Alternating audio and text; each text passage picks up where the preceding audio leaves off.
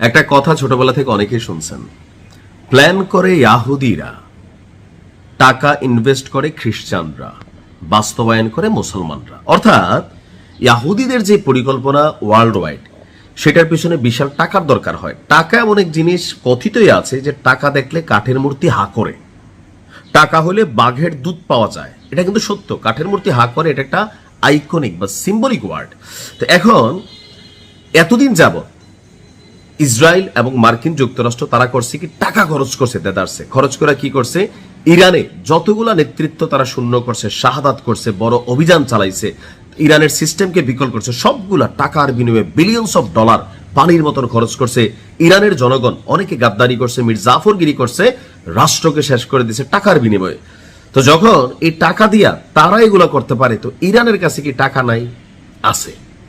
ইরানের কাছে যে টাকা আছে, আজকের এই ভিডিওটা তার প্রমাণ। কারণ এতদিন ইরানের জনগণ দিয়া ইরানকে যেভাবে ঠাপাইছে ইসরায়েল এবং আমেরিকা, এবার ইসরায়েলের জনগণ দিয়ে এমনকি সামরিক কর্মকর্তা, যেই সেই লাউসাউ না, একজন সামরিক কর্মকর্তারে হাত কইরা সেখান থেকে তথ্য আইনা ইরান ইসরায়েলকে ঠাপাচ্ছে।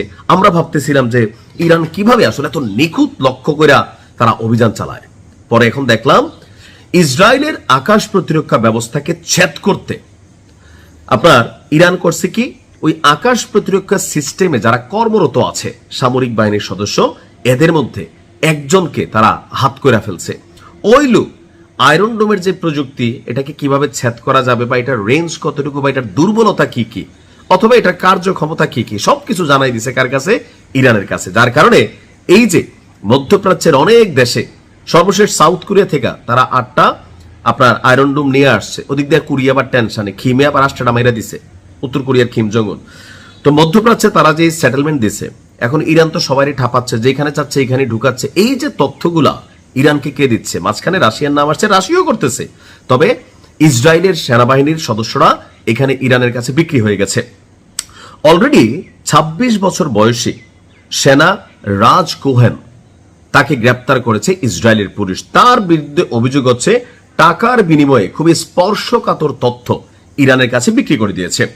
প্রতিবেদনটি বলছে ইসরায়েলের নিরাপত্তা সংস্থা শিন ব্যাত এবং বিশেষ পুলিশ ইউনিট লাহা 433 একটা যৌথ অভিযান চালিয়েছে যে কিভাবে আসলে ভিতরে খেলাগুলা হচ্ছে। তো সেখানে গিয়া তার খবর পাওয়া গেল।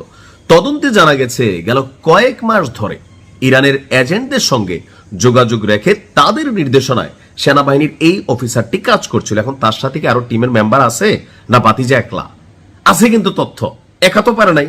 Of course there is a team, অর্থাৎ এটা একটা টিম ওয়ার্ক। একজন লোক পুরো সিস্টেম জানে না। আর সামরিক বাহিনীতে এখানে নিজস্ব কিছু ইন্টারনাল তথ্য থাকে। কর্তৃপক্ষের দাবি, ইসরায়েলের এই সেনা জানতো যে তিনি ইরানি পক্ষের সঙ্গে যোগাযোগ করছেন এবং কি টাকাও নিচ্ছেন। তার বিরুদ্ধে ইতিমধ্যে আনুষ্ঠানিক অভিযোগপত্র দাখিল করা হয়েছে। জেরুজালেমে বসবাসকারী এই সেনার মাধ্যমে আয়রন ডোম সংক্রান্ত গুরুত্বপূর্ণ তথ্য ফাঁস হয়েছে বলে ধারণা করা হচ্ছে।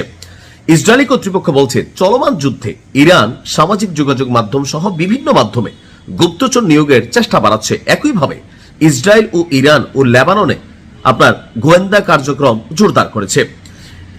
তো আলহামদুলিল্লাহ, কইয়ের তেল দিয়ে ইরান কই ভাজা শুরু করছে। ঈদের দিন আর বেশি বিরক্ত করলাম না। দেখা হবে। আসসালামু আলাইকুম।